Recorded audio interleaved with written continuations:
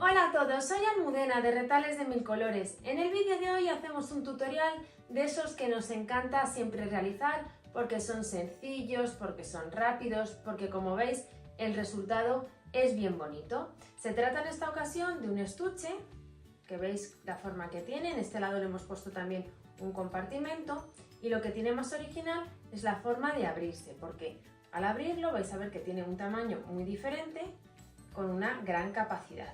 Es un modelo que, como os digo, muy sencillo, pero que para mí tiene la ventaja que podemos adaptarlo cambiando las medidas para un montón de usos. Por ejemplo, si lo hacéis un poquito más grande, resulta perfecto como funda de un ordenador o de una tablet. Si queréis que os enseñe, quedaros conmigo hasta el final del vídeo.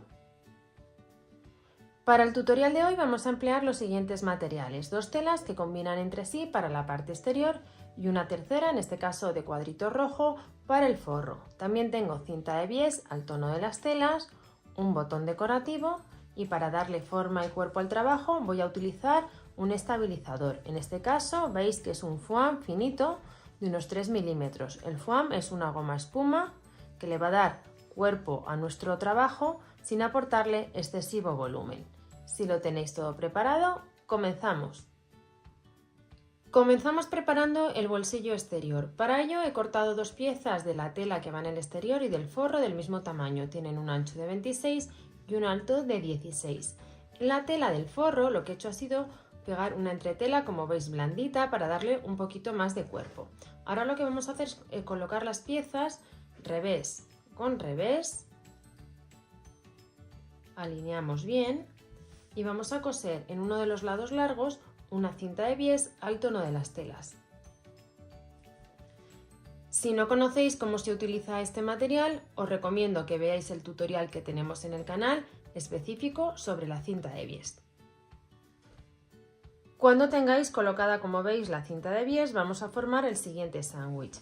Tomamos una pieza de estabilizador que tiene un ancho de 26 y un alto de 30.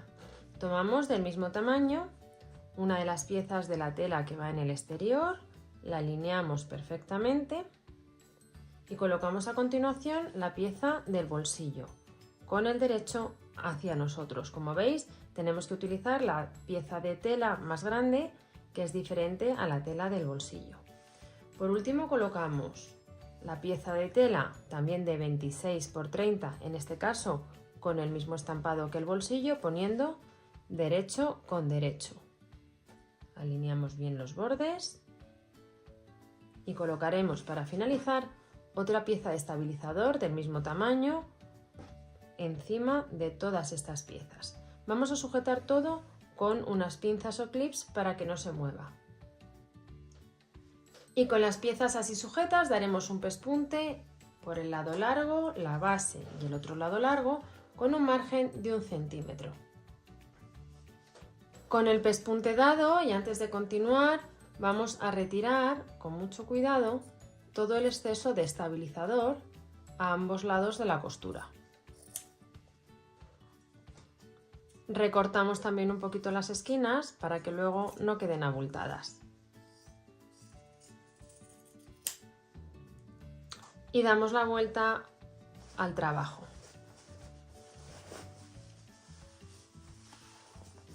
Sacamos bien las esquinas para que luego quede con una buena terminación. Preparamos también el forro poniendo derecho con derecho.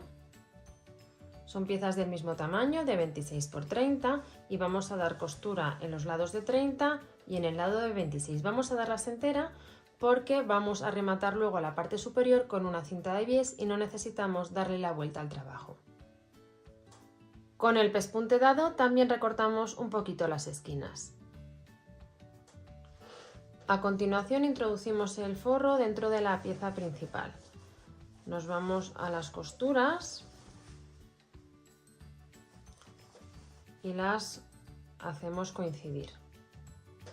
Luego ya el resto de la pieza se va a colocar prácticamente sola. Vamos a sujetar todo el contorno con unas pinzas.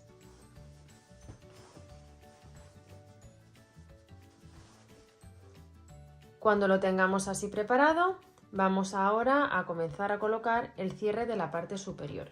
El cierre va a ir con una cinta de bies, que la vamos a colocar del mismo modo que hemos colocado aquí el remate en el lado exterior.